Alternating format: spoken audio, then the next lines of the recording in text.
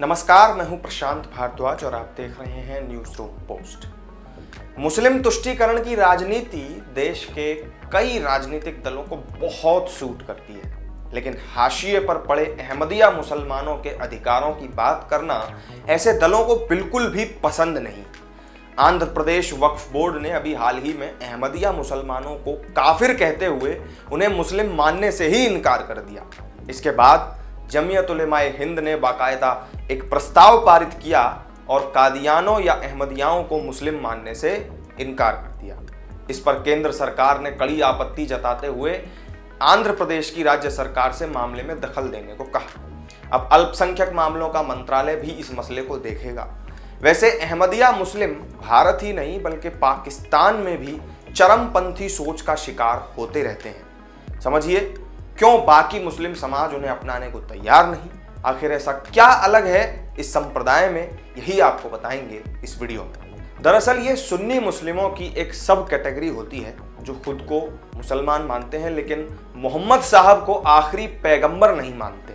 वो यकीन करते हैं कि उनके गुरु यानी कि मिर्जा गुलाम अहमद मोहम्मद के बाद नबी यानी कि अल्लाह के दूत या मैसेंजर हुए थे। वहीं पूरी दुनिया में इस्लाम को मानने वाले जो अनुयायी हैं वो मोहम्मद साहब को ही आखिरी पैगंबर मानते हैं, और यही बात अहमदिया मुस्लिमों को बाकी इस्लाम के अनुयायियों से अलग बनाती है।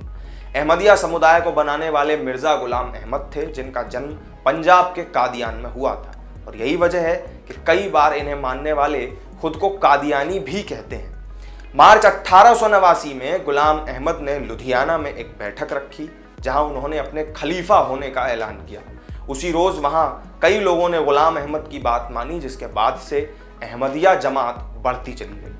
अलग अलग आंकड़े मानते हैं कि फिलहाल दुनिया में 10 से 20 मिलियन तक अहमदिया होंगे, जो कि कुल मुस्लिम आबादी का 1% है। पाकिस्तान में लगभग 40 से 60 लाख के साथ इनकी आबादी सबसे ज्यादा है। वहीं दूसरे नंबर पर नाइजीरिया है और फिर तंजानिया में सबसे ज्यादा अहमदिया मुस्लिम रहते हैं। कई अफ्रीकी देशों में अहमदिया बसे हुए हैं क्योंकि भारत पाकिस्तान में लगातार इनका विरोध होता रहा, जबकि अफ्रीका इनके लिए काफी उदार रहा।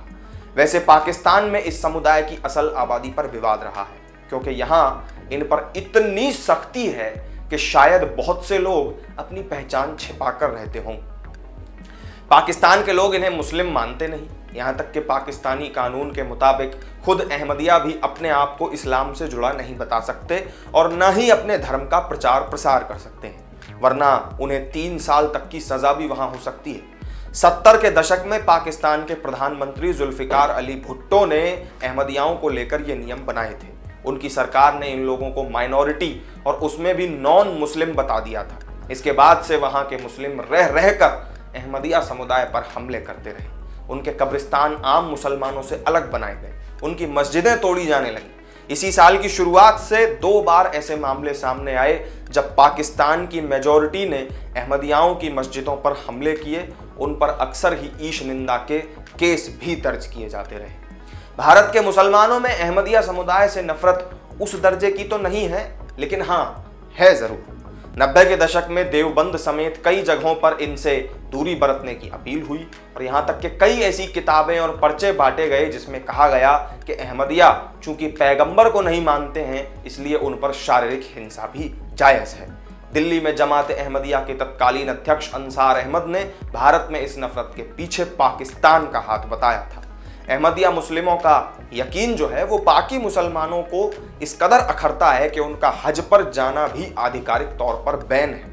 मान्यता है कि हर एडल्ट मुस्लिम को जीवन में एक बार मक्का जरूर जाना चाहिए, लेकिन अहमदियाओं के लिए सऊदी अरब ने अपने दरवाजे बंद किए हुए हैं। सऊदी भी उन्हें मुसलमान नहीं मानता। ऐसे में अगर इस समुदाय का कोई शख्स हज की सोचकर वहां जाए तो उसे हिरासत में लेकर वापस भेजा जा सकता है। एक और बड़ी दिलचस्प बात है जो अहमदियाओं को बाकी इस्लामिक अनुयायियों से अलग बनाती है, बिल्कुल अलग करती है, और ये वो बात ये है कि ये समुदाय भगवान कृष्ण को भी ईश्वर का दूत मानता है। अहमदिया मुस्लिम कम्युनिटी की आधिकारिक वेबसाइट अल इस्लाम में इस बात का जिक्र है। ये तबका दूसरे धर्मों की भी बात सुनता और कहीं ना कहीं उसे स्वीकार करता है, जैसे कि वो बुद्ध और ईसा मसीह को भी नबी मानते हैं, जो ऊपर वाले की बात को लोगों तक पहुंचाने का जरिया बने। क्रिश्चियनिटी के बाद इस्लाम को मानने वालों की आबादी दुनिया में सबसे ज्यादा है। ये भी शिया और सुन्नी ही नहीं होते बल्कि कई श्रेणियों में बटे हुए हैं।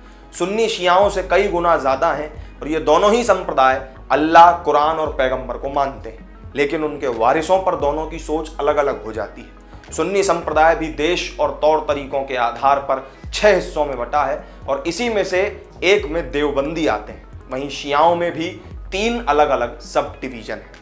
तो ये थी अहमदिया मुसलमानों से जुड़ी पूरी जानकारी। इस वीडियो में मेरे साथ फिलहाल इतना ही। आपको जानकारी पसंद आई हो तो वीडियो को लाइक करें, शेयर करें और चैनल को सब्सक्राइब नहीं किया हो तो जरूर कर लें। फिर मिलेंगे किसी नई वीडियो में नई जानकारी के साथ। तब तक के लिए दीजिए इजाजत। नमस्कार।